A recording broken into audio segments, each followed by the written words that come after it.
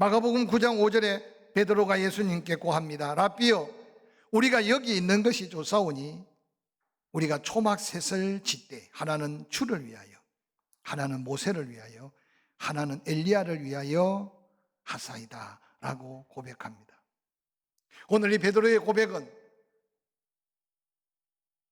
예수 그리스도께 기쁨의 고백이 아니라 그것을 보여주고 있는 예수 그리스도의 마음을 이해하지 못한 안타까운 고백이 아닐 수 없습니다.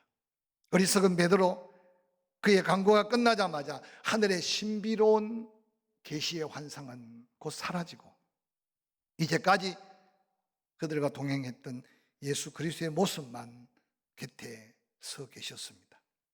이 놀라운 하늘 영광을 바라본 제자들이 다시 산에서 내려올 때 그 이유와 그 뜻은 모르지만 베드로와 요한, 야고보의 가슴은 아마 흥분되어 있었을 거고, 다른 사람이 보지 못하고 다시 볼 수 없는 그 영광 때문에 아마 감격되어 있었을 겁니다. 그런데 산 아래 내려오자마자 남아있던 다른 제자들의 모습은 그들에겐 또 다른 충격이었습니다. 귀신에 붙들려 자주 불에도 물에도 던져져 죽음 직전의 아들을 가슴에 품고 아마 이 세상에서 몸부림치며 고쳐보려고, 회복시켜보려고 안타깝게 노력했던 한 아버지의 모습. 소문 듣고 예수님이 계시다는 곳에 다가왔는데 예수님은 그곳에 계시지 않았습니다. 그래서 그 제자들에게 예수님을 찾을 때 아마 제자들 중에 누군가 그렇게 이야기하지 않았겠어요? 지금 우리 예수님은 출타 중이다. 뭐 귀신 들린 정도는 우리가 고칠 수 있다. 아들 데려와라. 그리고 9명의 제자들이 열심히 기도했을 겁니다. 그곳에 모여드는 사람들의 구경꾼들이 모여들기 시작합니다. 마가복음 9장 18절에 귀신이 어디서든지 그를 잡으면 거꾸러져 거품을 흘리며 이를 갈고 그리고 파리해져 가는지라. 내가 선생님의 제자들에게 내어 쫓아달라 하였으나, 중요한 메시지는 여기 있어요. 그런데 그들은 능히 귀신을 쫓아내지 못했습니다. 이 안타까운 상황이 2000년 전에 예수님과 함께 제자들과 한 사건으로 끝나기를 원하셨다면 그냥 끝나고 지나갔을 텐데, 이걸 오늘 성경 본문에 기록하고 이 어려움을 당하는 우리가 이 시대에 이 말씀을 듣게 하시는 것은 이 말씀을 통해 우리에게 또 들려오는 하나님의 거룩한 메시지가 있음을 이 아침 다시 한번 기억하고 함께 말씀 앞에 설 수 있기를 주의 이름으로 간절히 축원합니다. 제자들에게 내어 쫓아달라 하였으나 그들은 능히 하지 못하더이다. 오늘 이 안타깝게 소리치고 있는 아버지의 모습, 이제 조롱하고 원망하며 불평 섞인 말로 제자들을 향해 손가락질하는 그 군중들의 모습을 한번 상상해 보시기 바랍니다. 오늘 저는 이 본문을 묵상하면서 이 현실이 오늘 우리가 당하고 있는 조국 대한민국 안의 교회의 현실이고 세상 사람들이 바라보는 그리스도인들을 바라보고 있는 현실이 아닐까 생각하면서 가슴 아픈 마음으로 말씀을 묵상하고 말씀을 준비했습니다. 오늘 거기 서 있는 9명의 제자들, 아니 베드로와 요한과 야곱까지 그들은 능력을 부여받았습니다. 그러나 그들 스스로 능력을 행할 수가 없는 제자들의 모습을 적나라하게 보여주고 있습니다. 죄송하지만 오늘 우리들의 개인의 믿음의 모습이 아닐까 한번 돌아보시길 바랍니다. 예수 믿는 거 받은 증거가 많고 능치 못할 일이 없다고 하는 약속이 있고 하늘과 땅의 모든 권세를 주셔서 어디서든지 제자 삼고 복음을 전하고자 할 때 오직 성령이 임한 그곳에 능력을 덧입어서 능히 영혼들을 구원할 능력을 우리에게 주셨습니다. 더 이어서 믿음으로 나아가며 무슨 독을 마실지라도 해를 받지 않고 병든 자를 고칠 수 있다는 약속의 말씀이 우리가 받은 구원의 은혜 안에 내주하신 예수 그리스도 성령을 통해 확정받은 말씀입니다. 그런데 오늘 안타깝게도 제자들은 그 능력을 받았으나 그 능력을 행할 수 없는 그들로 인해서 아마 아이 아버지가 처음에 소문 듣고 왔을 때는 두렵고 떨리는 마음으로 그 아이를 가슴에 품고 예수님 앞에 다소곳이 은혜를 구하는 모습이었을 겁니다. 예수님은 없어도 그 제자들 앞에 아이를 고쳐달라고 할 때 정말 은혜를 구하고 사모하는 마음, 겸손한 마음이 아니었겠습니까? 그런데 산 아래 내려왔을 때 그들의 모습은 그렇지 아니했습니다. 예수님께서 마가복음 9장 16절에 그들에게 묻습니다. 난장판이 되어지고 여기저기 손가락질을 하고 아이 아버지는 그 다소곳했던 마음은 다 사라지고 도리어 제자들과 함께 삿대질을 하며 책임을 묻고 이제 예수님께도 언성을 높였을 겁니다. 제자들에게 내어 쫓아달라고 하였으나 쫓아내지 못했습니다. 그 목소리가 여전히 겸손하게 은혜 구하는 목소리였겠습니까? 그때 예수님은 너희가 지금 무엇을 그들과 변론하느냐라고 묻고 있습니다. 몰라서 물었겠습니까?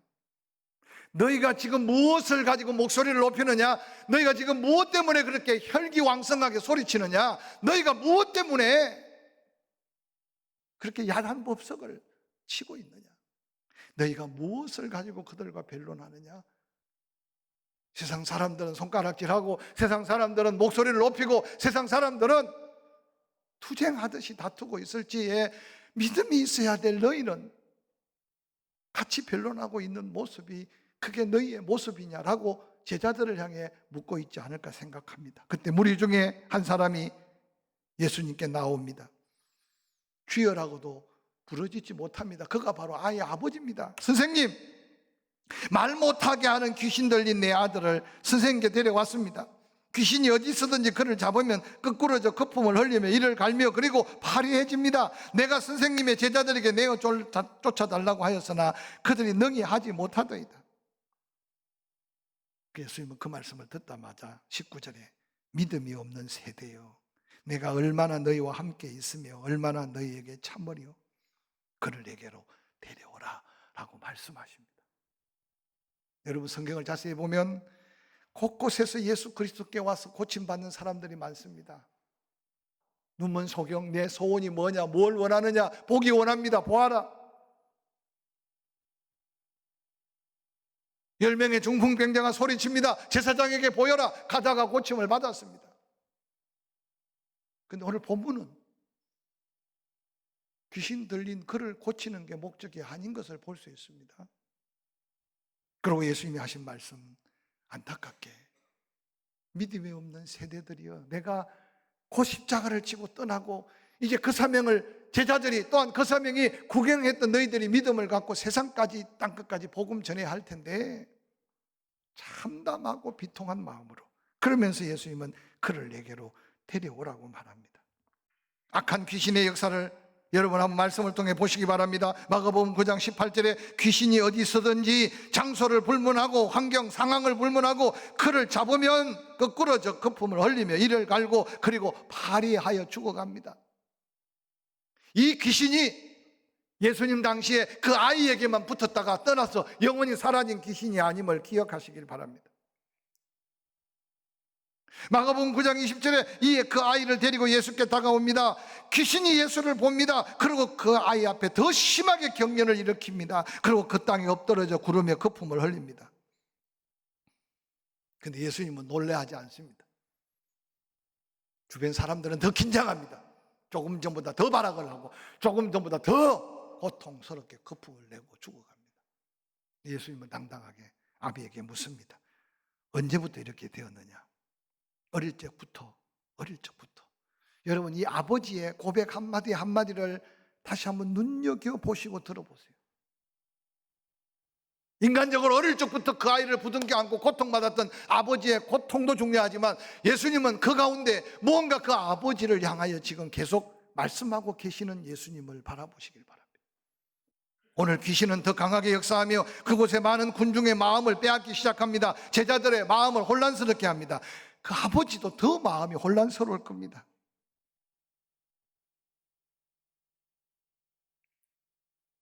오늘 문제 앞에 안타까워하는 이 아버지의 모습이 코로나19에 노출되고 세상 속에 지금 경제적인 여러 가지 힘든 것, 인간관계 속의 어려움을 호소하는 대부분 사람들의 모습이 아닐까 생각합니다. 우리가 정말 어려울 때 의지할 데 없고 백 없고 돈 없을 때는 믿는 자들이 밤을 지새워가며 하나님만 바라보고 기도했습니다. 근데 오늘날 어지간하면 병원에서 고칠 것 같고, 어지간하면 돈으로 해결을 받을 것 같고, 어지간한 백만 있으면 죄를 지어도 빠져나갈 것 같고, 혹시 여러분 그렇게 지금 삶을 살아오고 있지 않습니까? 그러다가 벽에 부딪히면 원망하고 낙심하고 좌절하고 인생을 포기하는 게 오늘 이 시대를 살아가는, 더 잘 먹고 더 잘 살고 더 풍요롭지만 마음속의 모습이 오늘 이 아비의 모습이 아닐까 한번 생각해 보시기 바랍니다.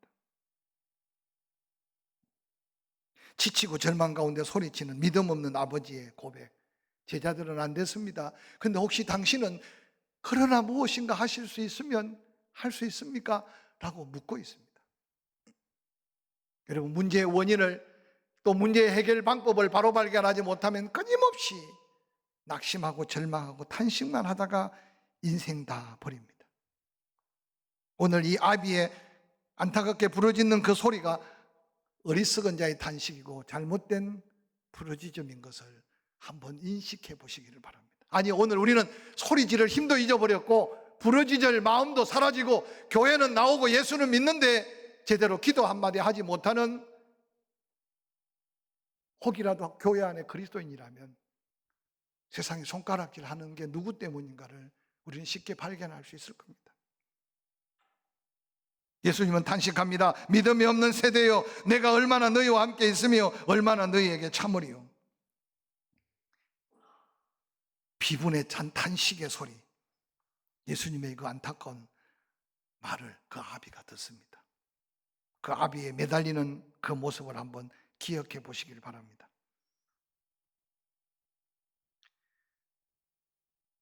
예수님께 매달려 안타깝게 불쌍히 여겨달라는 그 아비의 말 속에 무엇인가 하실 수 있거든. 이 말은 선생님이라고 예수를 찾고 아이만 고치고자 했던 그 아비의 마음 속에 확실한 믿음 없이 중언부언 외치고 있는 오늘날 믿음 밖의 그리스도인들의 하소연 같은 소리로 지금 성경은 우리에게 들려주고 있습니다. 그러나 하실 수 있거든 우리를 불쌍히 여겨 주옵소서. 그때 예수님이 하신 말씀이 우리가 너무나 많이 외우고 있는 말씀이에요. 할 수 있거든이 무슨 말이냐? 믿는 자에게 능치 못한 일이 없다. 예수 믿고 구원받은 사람 중에 이 말씀 안 외우고 사는 사람 어디 있어요? 근데 우리에게 능력이 안 나타나요. 우리는 이 말씀까지만 받고 그 다음 아예 아비의 변화된 믿음의 모습에 고백이 없어서 될 것 같은데 안 되고 할 수 있을 것 같은데 못하고, 그래서 어느 날 받은 능력을, 받은 은혜를, 받은 사명을 감당하지 못하는 맛을 잃어버린 사람에게 밟히는 소금의 모습이 우리의 모습, 안타깝게도 한국 교회의 모습일 수 있음을 한번 기억하시기를 바랍니다. 오늘 예수님께서 할 수 있거든이 무슨 말이냐, 믿는 자에게 능치 못한 일이 없다는 이 말씀은 먼저 원망과 불평 가득하며 제자들을 향해 소리치며 손가락질하며 예수님께도 달려들듯이, 그러나 할 수 있는 방법이 있다면 한번 고쳐보세요 라고 소리치는 이 아이 아비를 향한 도전의 메시지입니다. 그 아이 아버지의 마음속에 믿음 없음을 예수님은 지금 지적하고 있는 겁니다. 아니, 이 세대에 믿음 없이 형식적인 믿음으로 살아가고 있는 교회를 향해, 성도들을 향해 거룩한 도전이라는 사실을 저는 이 아침에 한번 깨닫고 우리 자신의 믿음을 다시 돌아보는 기회가 되었으면 좋겠습니다. 할 수 있거든이 무슨 말이냐, 믿는 자에게 능치 못한 일이 없다는 말은 그 아비의 불신의 책임을 다시 묻고 있습니다. 너 하나님 알지 않느냐? 예수님께 찾아올 정도면 뭔가 그가 이전에 하나님을 알고 믿었던 사람이고 소문도 들었어요. 근데 문제는 자기 믿음이 없어서 가정을 지키지 못하고, 자기 믿음이 없어서 아들 안에 귀신이 마음껏 드나들도록 막지 못한 자신의 믿음은 돌아보지 못했어요. 약을 먹이면 날 것 같고 용한 의사를 만나면 고칠 수 있을 것 같고 어릴 적부터 지금까지 몸부림쳤던 그 수고를 한번 생각해 보시기 바랍니다. 그러나 어떻게 소문을 듣고 예수께 찾아왔지만 제자들이 못 고치는 것 가지고 목소리를 높이고 분을 내고 그리고 따지고 이제는 예수님 앞에까지 제자들에게 고쳐달라 해서나 못 고쳤습니다. 당신 혹시 고칠 수 있어요? 라고 외치는 그에게 예수님은 말합니다. 할 수 있느냐 없느냐 그게 문제가 아니라 네가 믿음이 있느냐 없느냐 그게 문제다.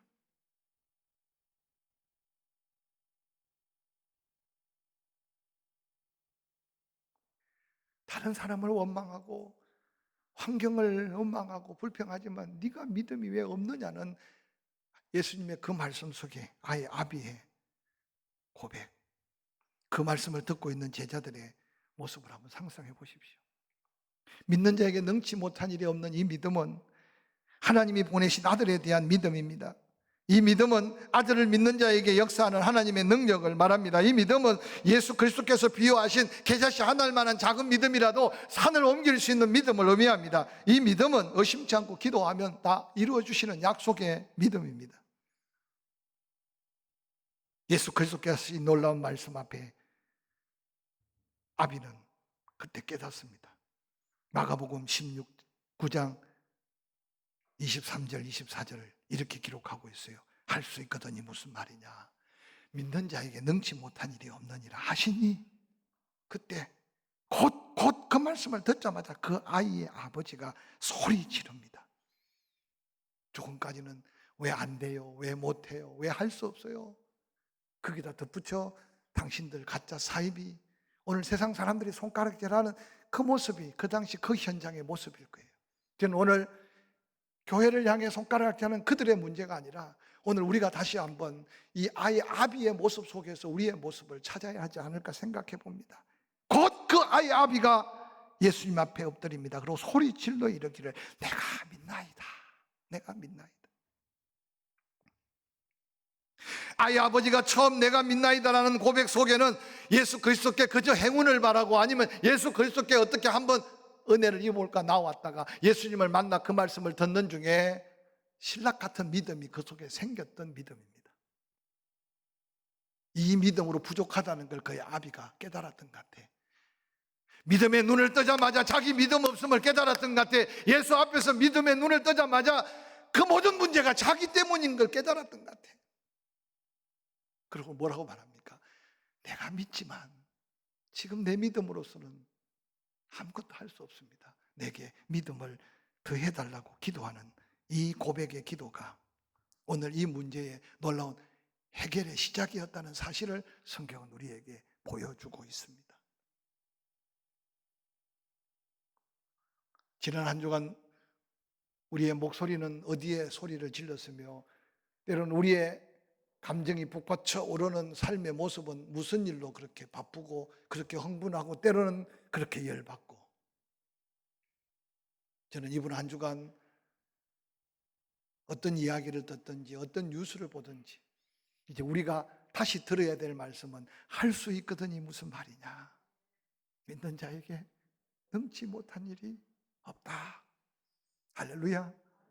예수 그리스도의 음성으로 들을 수 있기를 주의 이름으로 축원합니다. 뿐만 아니라 그 아이 아비는 믿음이 신락같이 생길 때 비로소 자기 믿음 부족한 걸 깨달았어요. 오늘 일부 예배 때도 그렇게 제가 안타깝게 외쳤어요. 산업화로 인하여 막 삶이 풍요로워질 때 우리는 IMF를 경험했어요. 전 세계에 없었던 형제 간의 우애, 친구 간의 우애, 이웃 간의 우애를 IMF는 가감히 잘라놨어요. 세월이 좋아져서 그런 것도 있겠지만 이전에는 다 보증 서서 집도 사고 보증 서서 차도 사고 보증 서서 그래서 거룩한 부담을 서로 어깨에 졌어요. IMF 이전에도 사고가 없지 않았어요. 그러나 IMF가 딱 터지면서 엄청난 피해가 일어났습니다. 그 이후로 이제는 아무리 가까운 형제라도 보증을 서달라고 말할 수 없는 시대 속에 살고 있어요. 교회 건축도 마찬가지예요. 여기 우리 이전의 장로님들 다 그렇게 여기까지 교회를 세워왔어요.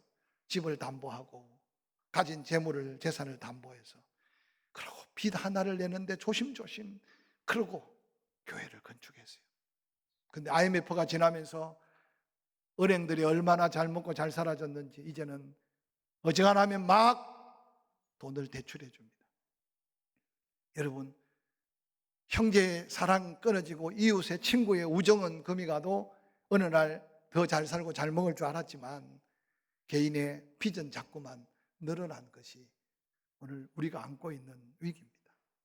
그런 중에 코로나19는 이제 개인 관계 속에 스킨십, 서로 마음을 나누고 함께 밥을 먹는 것까지 우리의 거리를 자꾸만 띄워놓습니다.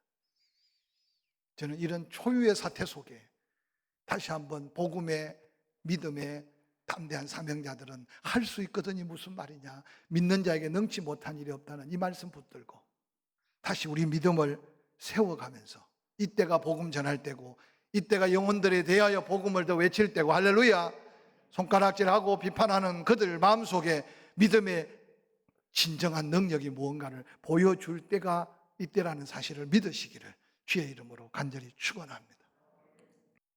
놀랍게도 내 믿음 없는 것을 불쌍히 여겨달라고, 내게 믿음을 더해달라고 간구하는 그 기도가 끝나자마자 예수 그리스도께서 명령하지 않습니까?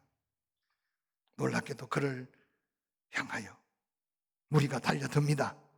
여러분, 그 아이의 아비가 변한 것만 해도 신기하고, 할 수 있거든이 무슨 말이냐, 믿는 자에게 능치 못한 일이 없다는 이 말씀이 선포될 때 그동안 시끄럽고 그동안 소란스럽고 제자들을 향해 손가락질하고 분을 내었던 모든 분노는 사라지고 예수 그리스도께 집중되기 시작했어요. 성경에 뭐라고 말합니까? 마가복음 9장 25절에 무리가 몰려들기 시작합니다. 그리고 예수님은 드디어 더러운 귀신을 향해 꾸짖습니다.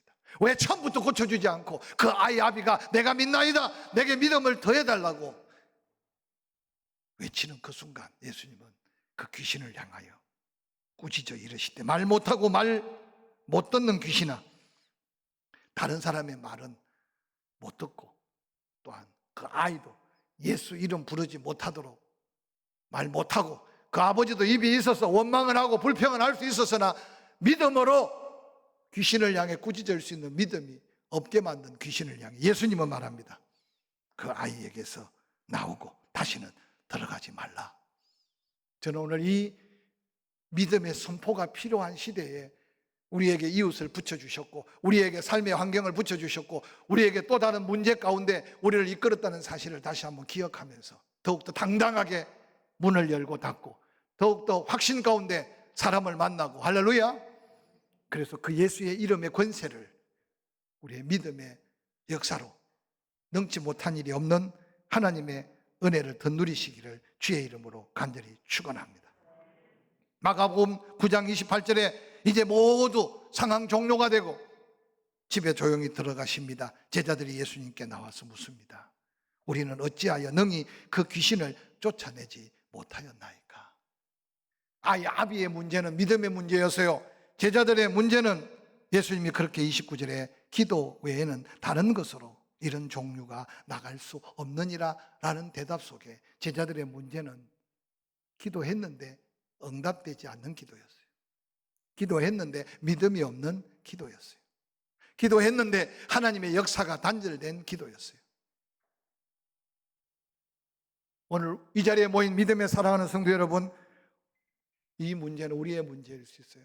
아이 아비와 같은 믿음 없는 문제로 몸부림치지 않고, 또한 이 세대가, 한국 교회가 이 문제 앞에 다시 한번 아름다운 믿음의 고백으로 설 수 있기에 기도할 수 있기를 주의 이름으로 간절히 축원합니다. 제자들이 안고 있는 문제를 오늘 예수님은 기도 외에는 이런 종류가 나올 수 없다는 이 처방은 오늘 우리 가운데 또한 우리의 기도를 다시 돌아보게 하는 하나님의 도전의 메시지가 아닌가 생각합니다. 이 추석에 당당하게 할 수 있거든이 무슨 말이냐, 믿는 자에게 능치 못한 일이 없다 하신 약속의 말씀을 내가 믿나이다, 할렐루야, 믿음을 더해 주시옵소서. 이 고백으로 하나님 영광 드러내시기를 주의 이름으로 축원합니다.